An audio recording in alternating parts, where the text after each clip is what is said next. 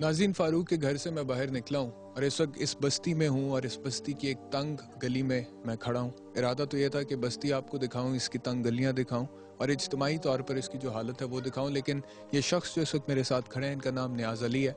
इन्होंने देखा कि मैंने आपसे फारूक और उसके भाई और उसकी बहन के लिए इमदाद की अपील की और ये मेरे पास आए और इन्होंने मुझसे बहुत ज़्यादा इल्तिजा की कि आप मेरे घर भी एक दफ़ा आएँ और मैं भी आपको अपनी बेटी से मिलाना चाहता हूँ। मैं हाजिर हूँ, मैं इनकी बेटी से मिलूंगा, आपको भी मिलाऊंगा।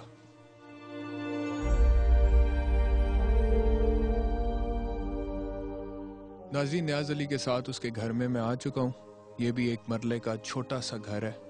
घर की हालत आपको पहले दिखा देते हैं, इससे पहले कि मैं नियाज़ अली की बेटी से आपकी मुलाकात कराऊँ।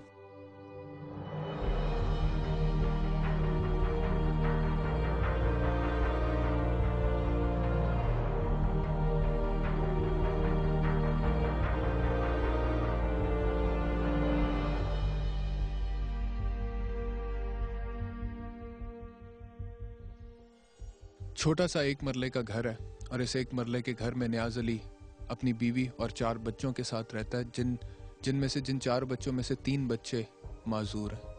उन्हें क्या माजूरी है, नियाज़ अली से पूछेंगे। इस वक्त नियाज़ अली की बेगम जो है वो बाजार गई हैं अपने 3 बच्चों के साथ। एक बेटी घर में है जिसका नाम सना है और ये 9 साल की छोटी मासूम बच्ची जो काला बाग में इस बस्ती में रहती है, जिस बस्ती के हालात मैं आपको दिखा रहा हूँ। इसका क्या मसला है और ये भी आपसे मदद की तलबगार है।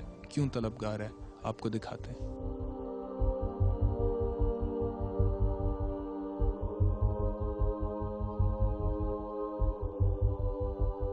नाज़रीन, 9 साला नन्ही सना से मैंने आपकी मुलाकात कराई। इसको जब मैं देखता हूँ मुझे तो बहुत तकलीफ़ होती है और देखना मुश्किल हो जाता है। आपको भी यकीनी तौर पर तकलीफ़ हुई होगी।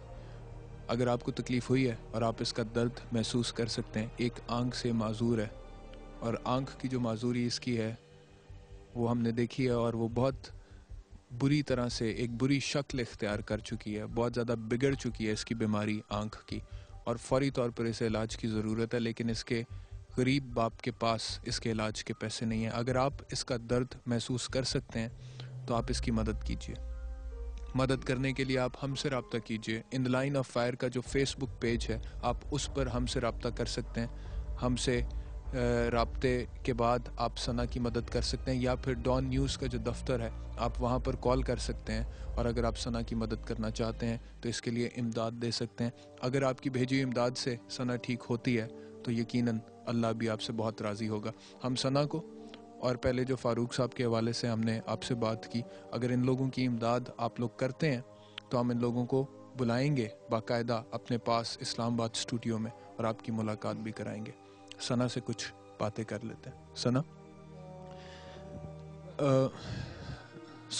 स्कूल जाती हो? नहीं।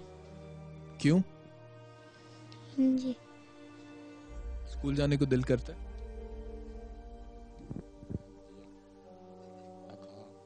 जी। क्या करती क्या हो? सारा दिन घर में क्या करती? काम करते हैं। अच्छा, ये जो आंख का मसला है आपको, इसकी कोई दर्द या तकलीफ भी होती है? जी। दर्द होती है? जी।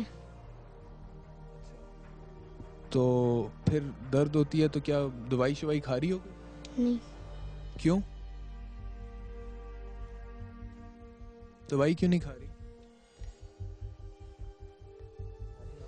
गल करना बता कोई नहीं खाती। नहीं पता आपको कि आप क्यों नहीं दवाई खाते? इस मासूम बच्ची को नहीं पता कि क्यों दवाई नहीं खाती, इसके बावजूद जब इसकी आंख में दर्द होती है। लेकिन मुझे पता है और मैं आपको बता रहा हूँ कि इसलिए दवाई नहीं खाती क्योंकि इसके बाप के पास दवाई खरीदने के पैसे नहीं है। नियाज़ अली सना के जो वालिद हैं, सना के साथ ही बैठे हुए हैं, उनसे पूछ लेते हैं। नियाज़ अली, आप क्या करते हैं? या आप मजदूरी कर रहे हैं? तो सना का इलाज क्यों नहीं कराया? पैसे की जी कोई ज़रूरत है, पैसा नहीं है, ताज़ा मजदूर हूँ। किसी इधर जो मुकामी डॉक्टर है या हकीम, उसको भी नहीं दिखाया? ये उसको दिखाया है, इतने इलाज नहीं होना इसका। क्या कहते हैं वो लोग? वो अगले इस्लामाबाद या लाहौर में थे। आपको कोई अंदाजा है कि कितना खर्चा चाहिए इसके इलाज? इसका खर्चा तो कम से कम 40-50 हज़ार रुपये आखिर है। इस तरह इस्लामाबाद से लग आपने पता किया या आप अपने अंदाजे से बता रहे हैं? पता किया है। डॉक्टर से पता किया? इस्लामाबाद में कौन से डॉक्टर से पूछा? इस्लामाबाद में जरा अखियां वाले डॉक्टर ने इतने देने रहने ना डॉक्टर का नाम नहीं पता जी, ते अस्पताल च लिख के दिता है डॉक्टर, पर उत्थे गया इस्लामाबाद, उत्थे बाद गलबात कराई तो उन्हें आखा भाई इतना खर्चा थी वैसे पर लाहौर दसने उत्थे एक मशीन है इस इलाज वास्ते वो अखियां छिलने वाली, तो पैसे की ज़रूरत है, इतना पैसा सारे को नहीं। नाज़रीन, आपने सुना नियाज़ अली ने बताया कि डॉक्टर से रब्ता किया और उसने कहा कि इसके इलाज 50 हज़ार रुपया ख़र्च होगा।